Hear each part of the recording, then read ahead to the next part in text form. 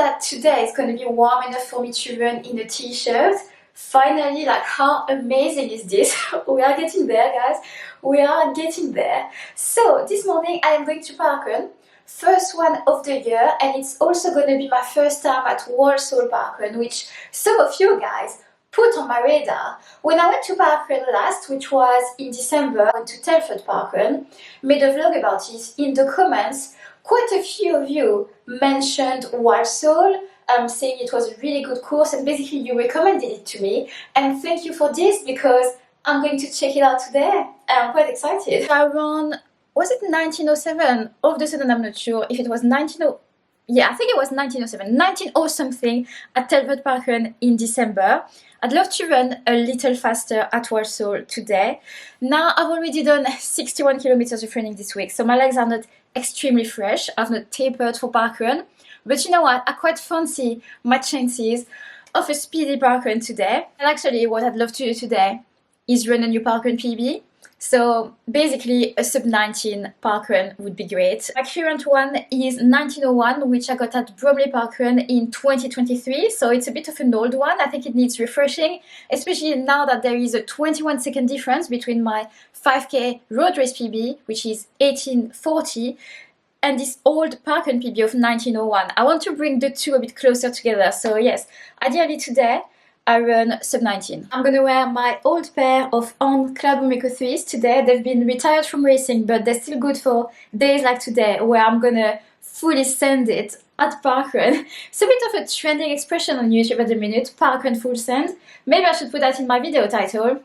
Don't know if it's my style though. I don't know. I will be filming as I get around this parkrun course, and Ben is also going to help me film. He's coming along, and thanks to him we'll also have footage from a spectator's point of view. So if you enjoyed this video, please hit the like button, not just for me but also for Ben's contribution to this vlog. Right, we've got to go soon because getting to Walsall from Shrewsbury is quite a drive.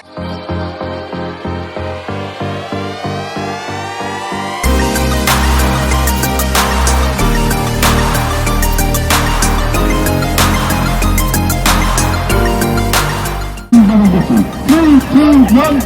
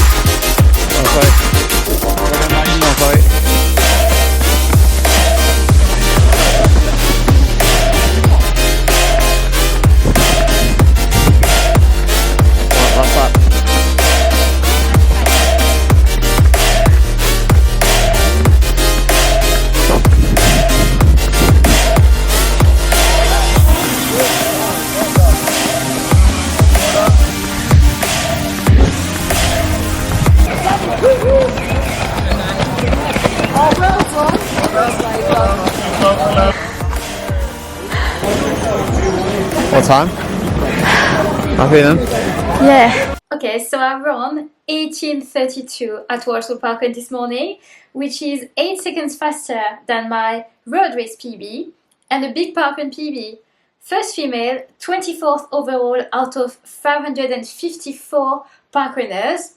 It was a good day out. It is definitely one of the fastest parkrun courses I've done. 3 and a bit laps. It is flat overall. First kilometer ends up being the fastest because it is overall downhill. And yeah, it does get congested on the final lap, but the volunteers do a great job at reminding the parkrunners to keep left. Not everyone listens, but honestly, it could have been worse. It could have been a lot worse. So now the question is, does it count as a new official 5k PB? I'm on the fence, and I can see both sides of the argument, because on one hand, parkrun is a timed event and the courses are supposedly accurately measured. On the other hand, obviously, it's not a race, you know, it's not cheap timing official type of situation. But look, at the end of the day, it is my fastest 5k to date. I'm really pleased with this time, especially not on tapered legs. And now, of course, all I want to do is, after Malaga half, book a bunch of 5k road races to at least try and match this result and make it undeniably official. Now I remember what happened after I ran 1901 at Walsall Parkrun. Of course, all I wanted to do was to match that result or try and run a sub 19 at an official 5k race. And I ran like 1924, 1903, and then finally 1856. So it took me a few attempts to actually, you know, match this result or do better at a 5k race. So if this is the same story this year, I'm gonna need 3 5k races to make it happen. But hopefully I run an 1832 or faster this spring at 5k race.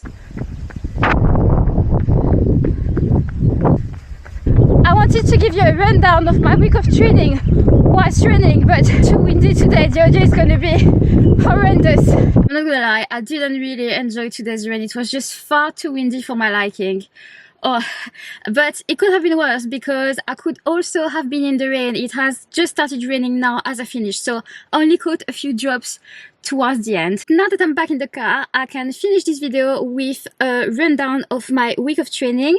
I should have more than enough time for this because I think it's going to be at least another 20 minutes until Ben comes back here from his run. Right, so starting Monday, easy 70-minute run that was just a little over 13 kilometers. And then from Monday morning to Tuesday lunchtime, I was in Manchester for a little city life fix. Went to a Barry's class, which you've probably heard of, but basically it's a mix of resistance training and intervals on the treadmill. I recorded my intervals just so that it counts towards my weekly mileage, and it was just shy of 5k on the treadmill at Barry's. And in the afternoon, when I was back in Shrewsbury, I did an easy 10k run. Moving on to Wednesday, I went to the club track session in the evening, so the warm-up was 4.5k, and then the track session itself was 8.7k. I enjoyed this one. We did 4x800 with 400 recovery, progressing the pace, so starting the first rep around half marathon effort, finishing closer to 5k effort, and then 4x400 with 400 recovery, kind of 5 to 10k effort.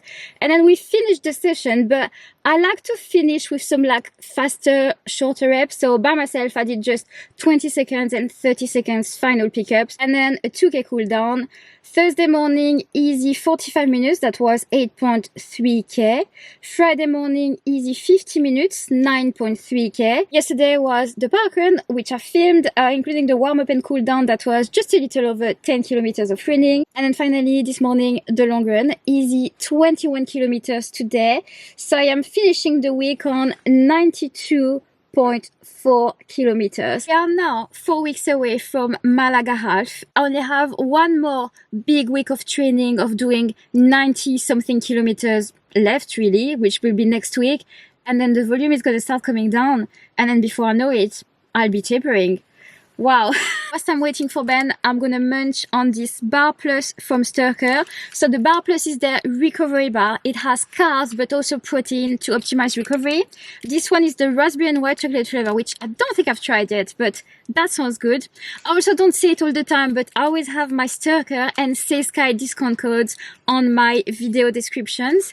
And I'm gonna end the video here. Thank you guys so much for watching. I hope you enjoyed this video. Please subscribe if you've not already, and I will see you in the next one. Bye!